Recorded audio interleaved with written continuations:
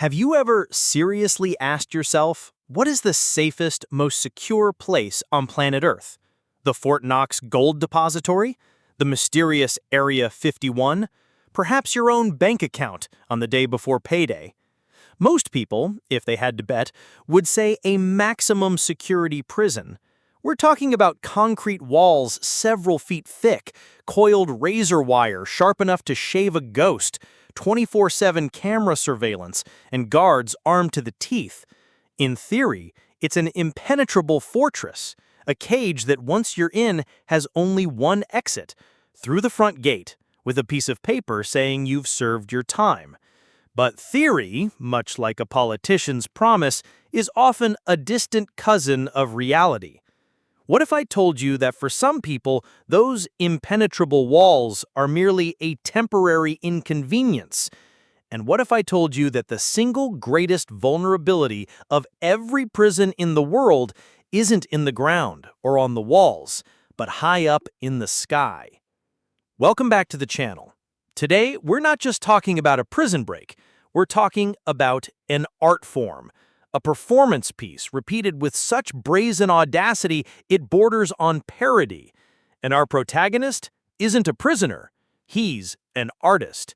His name is Pascal Payet, and his ticket to freedom wasn't a sharpened spoon, a rope made of bedsheets, or a secret tunnel.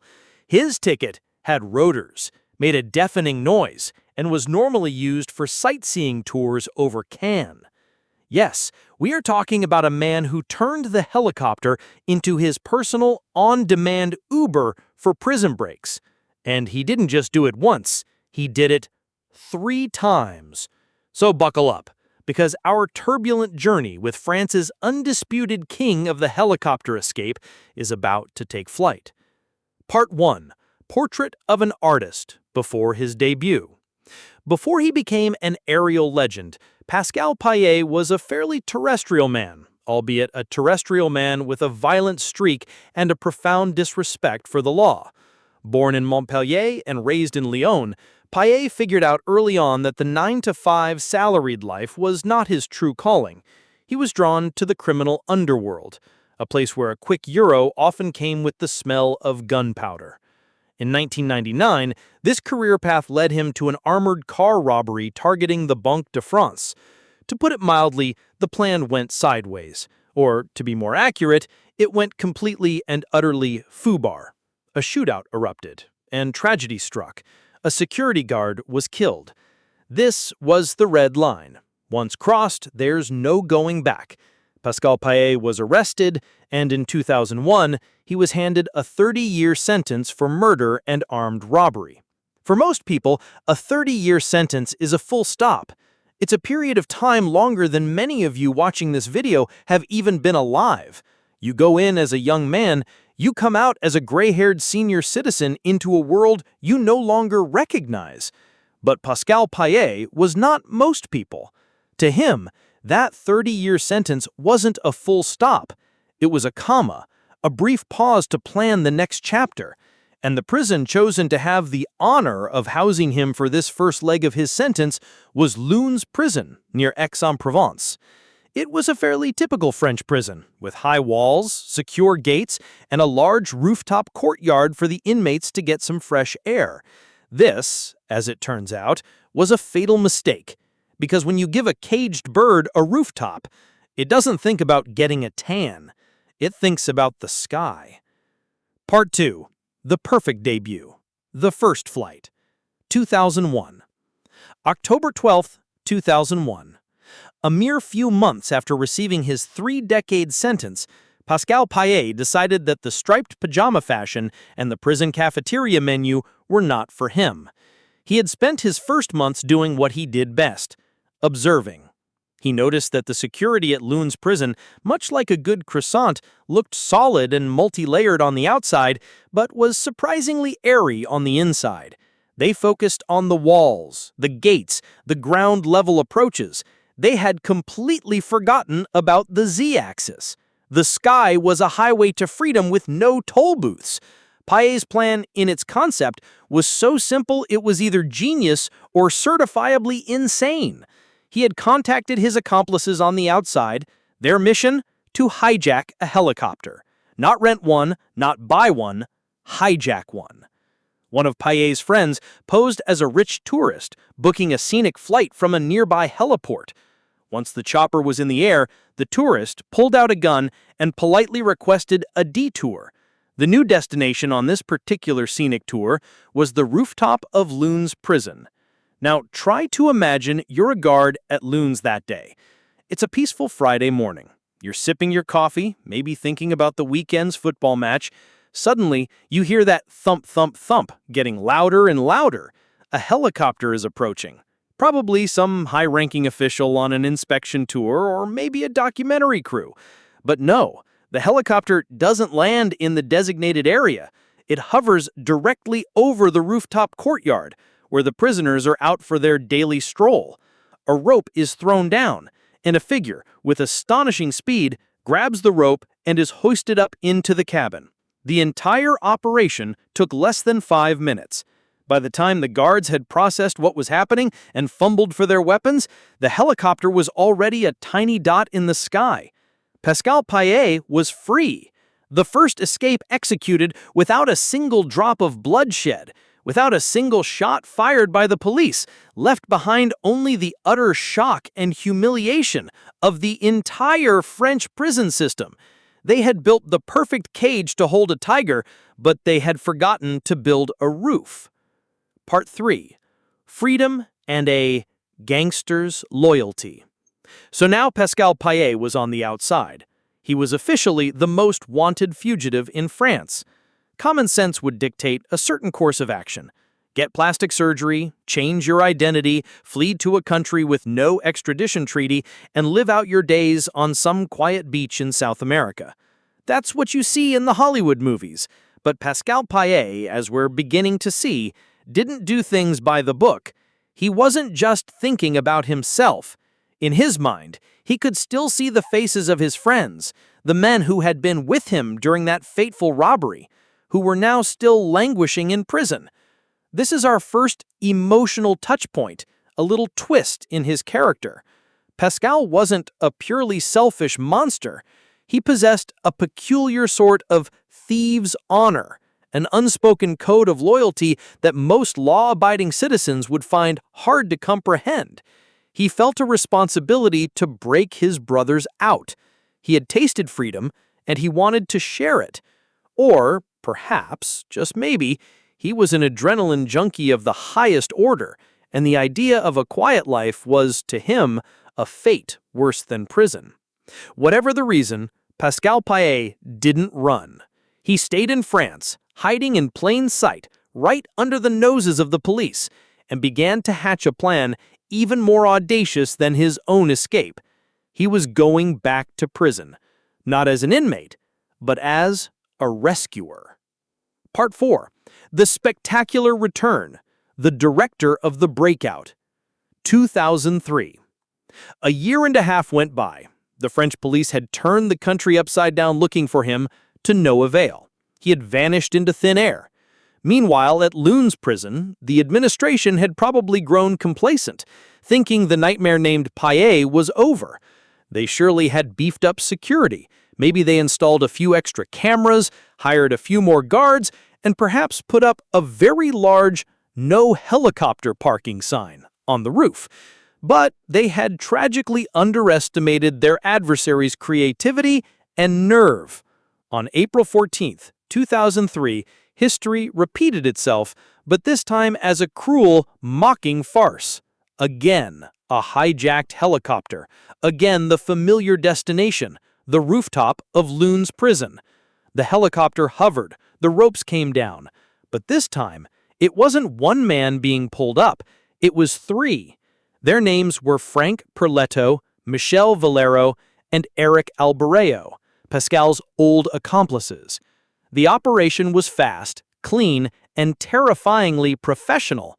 And the man pulling the strings, orchestrating this entire action movie from the shadows, none other than Pascal Payet himself. He wasn't on the flight, but his fingerprints were all over the plan. He was the director, the producer, the logistical genius behind this blockbuster sequel. This was a monumental slap in the face to the honor of the French state. The first time could be chalked up to luck, to a security lapse. But a second time, using the exact same method at the exact same location, that wasn't a lapse anymore, that was a humiliation. The entire nation was in shock. A fugitive had the sheer audacity to organize another prison break at the very same prison he himself had escaped from. Pascal Payet had transformed from a criminal escapee into a living legend, a phantom who spread terror among prison wardens. He had proven a point. You can lock up a man's body, but you can't lock up his will or his audacity.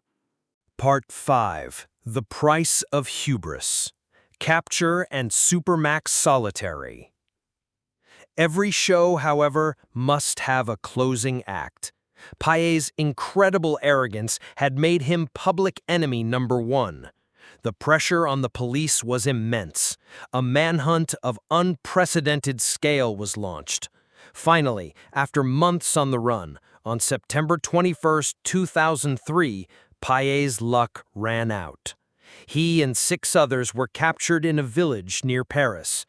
The game was up. This time, when he was returned to the justice system, Payet was no longer treated as just another inmate. He was designated a détenu particulièrement signalé, which translates to a particularly monitored inmate. This is the highest security classification in the French prison system, reserved for those deemed either exceptionally dangerous or an extreme escape risk. In Payet's case, he was both. His life in prison now became a living hell. He was kept in solitary confinement, locked in a tiny cell for 23 hours a day. He was subjected to a policy of constant rotation, being moved to a different high-security prison across France every 3 to 6 months. The strategy was clear. Prevent him from getting familiar with any single layout, stop him from building relationships with other prisoners or guards, and most importantly, disrupt any possible attempt to plan another escape. They wanted to break his spirit, to bury him under an avalanche of regulations and soul-crushing isolation. Each transfer was conducted like a top-secret military operation, with heavily armed tactical squads escorting him as if he were a visiting head of state. The system had learned its lesson. They would not give Pascal Payet another chance. At least, that's what they thought. Part 6. The Silence Before the Storm. 4 years passed. 4 years of the brutal DPS regime. 4 years of solitude, of gray concrete walls, of being moved from prison to prison in the dead of night. It seemed the system had finally won. The name Pascal Payet slowly faded from the headlines. The public moved on to new scandals, new crimes. Perhaps the helicopter king had finally accepted his fate. Perhaps his iron will had been eroded by the relentless cruelty of time and isolation. He became quiet, more cooperative with the guards. An unnerving silence. But in the world of cornered animals, silence never means surrender. It means observation. It means calculation. It means waiting for the perfect moment to strike. For 4 long years, under the most intense scrutiny imaginable, Payet still found a way. A message smuggled out during a family visit, a coded phrase in a letter, a meaningful glance exchanged with another inmate during a rare moment out of his cell. We will never know the exact details of how he did it, but somehow, miraculously, Pascal Payet maintained a line of communication to the outside world. And on the outside, the gears of another insane machine began to turn. The stage was being set for one final performance, an impossible hat trick that would be forever etched into the annals of global crime. Part 7. The Immortal Hat Trick, The Third Flight. 2007. July 14, 2007, a very special day. It was Bastille Day, the French National Day. The entire country was in a festive mood, with military parades and fireworks displays.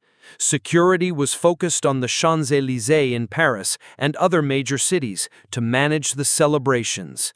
But in another corner of France, in the town of Grasse, famous for its perfume industry, a different kind of celebration was about to take place.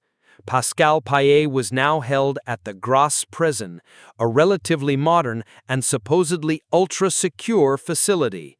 But it seems the French authorities' definition of ultra-secure still didn't include installing a steel mesh dome over the exercise yard.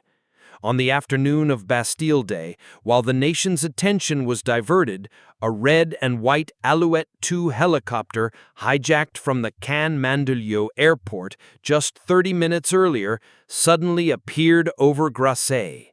This time the production value was upgraded significantly. 4 men, dressed in black, faces masked, and carrying heavy automatic weapons, had commandeered the aircraft and forced the pilot to fly to the prison. The helicopter didn't just hover, it landed directly on the roof. 3 of the 4 masked men jumped out, using industrial power cutters to tear through the door leading from the roof into the prison block. They stormed their way to Pascal Payet's cell, overpowered the guards, and escorted him out. The entire raid was executed with the precision and speed of a highly trained special forces team. They boarded the helicopter and vanished, leaving behind chaos, disbelief, and once again, the profound humiliation of the state. A third time, Pascal Payet had done the impossible. He had escaped by helicopter for a third time on the nation's most sacred holiday from one of its most secure prisons. This wasn't just a prison break anymore. It was a declaration of war, a defiant message sent to the entire system. And the message was loud and clear. You can build as many prisons as you want, you can create as many rules as you want, but you will never hold me. Part 8. The Final Hunt and the Inevitable End. The nation was in an uproar. The story became a top headline around the world. The French president at the time, Nicolas Sarkozy, was forced to publicly address the incident, calling it unacceptable and demanding that Payet be brought back by any means necessary. This time, there was no room for error. An international manhunt was launched involving Interpol and police forces across Europe. Pascal Payet was once again the most wanted man on the continent. He reportedly underwent plastic surgery to alter his appearance, trying to melt into the anonymous crowds of Europe. But the shadow of the helicopter king was too large. He could change his face, but he couldn't erase his reputation. The net began to tighten.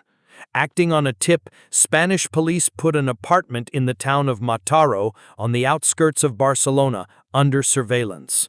On September 21, 2007, exactly 2 months after his earth-shattering escape, a Spanish special operations team stormed the apartment. Pascal Payet was arrested without a fight. This time, there was no helicopter, no gunfire, no dramatic getaway. The game was truly, finally, over. He was extradited back to France to face a future where freedom would be nothing more than a distant, fading memory. Part 9. The Legacy of a Legend and the Price of Freedom. Pascal Payet was put on trial yet again. On top of his original 30-year sentence, he was given decades more for the 3 escapes and a raft of associated charges. In total, his fate was sealed. He would almost certainly die in prison. He had risked everything for a few short months of freedom. So, was it worth it? This is a complicated question. From a legal and moral standpoint, the answer is a resounding no. Payet was a dangerous criminal, a convicted murderer who caused immense chaos and put countless lives at risk. His escapes, however spectacular, were illegal acts that endangered the hijacked pilots and the public. He deserved the full punishment the law could deliver. But if we look at it from another angle, the romanticized lens of pop culture, Payet's story takes on a different hue. He became a symbol of anti-authoritarian rebellion, a modern David against the Goliath of the state system. He embodied an indomitable will for freedom, a criminal genius who made the impossible possible. People don't admire his crimes, but they can't help but be awestruck by his audacity, his intelligence, and his twisted sense of loyalty to his crew. He exposed the fatal flaws in a security system that was supposed to be perfect, forcing experts to completely rethink the concept of impenetrable. The legacy of Pascal Payet is a dual one. He is both a reviled criminal and a legend recounted with a kind of grudging respect. Part 10. The Unanswered Question in the Sky. Today, Pascal Payet remains in prison, likely in a facility so secure that not even a fly could get in or out without a security clearance. He is held under the strictest conditions the French state can devise. Perhaps they've built a cage within a cage and placed it in a subterranean vault. They have done everything humanly possible to ensure that Payet's hat trick was his final performance. But his story leaves us with so many questions. It reveals the thin line between security and complacency. It shows that sometimes the most complex and expensive solutions can be defeated by a shockingly simple idea. It raises questions about the very nature of punishment. Is the goal of prison to rehabilitate or merely to contain? And is any prison truly, absolutely escape-proof when faced with the full force of human will and the desperate thirst for freedom? Pascal Payet proved that as long as there is a sky, there is a potential way out. He didn't just break out of prison, he broke the entire game. And perhaps somewhere in a high-security French prison, every time the faint sound of a helicopter passes overhead, the guards still can't help but flinch and ask themselves a haunting question. Could the king be coming back to reclaim his throne? The story of Pascal Payet isn't just about broken walls. It's about shattered limits. And it reminds us all that sometimes the greatest threat doesn't come from the outside, but from a single man locked inside who has enough time, enough intelligence, and enough madness to look up at the sky and see a road. What about you? Do you see Pascal Payet as an anti-hero or just a dangerously stubborn criminal? Let me know what you think in the comments below.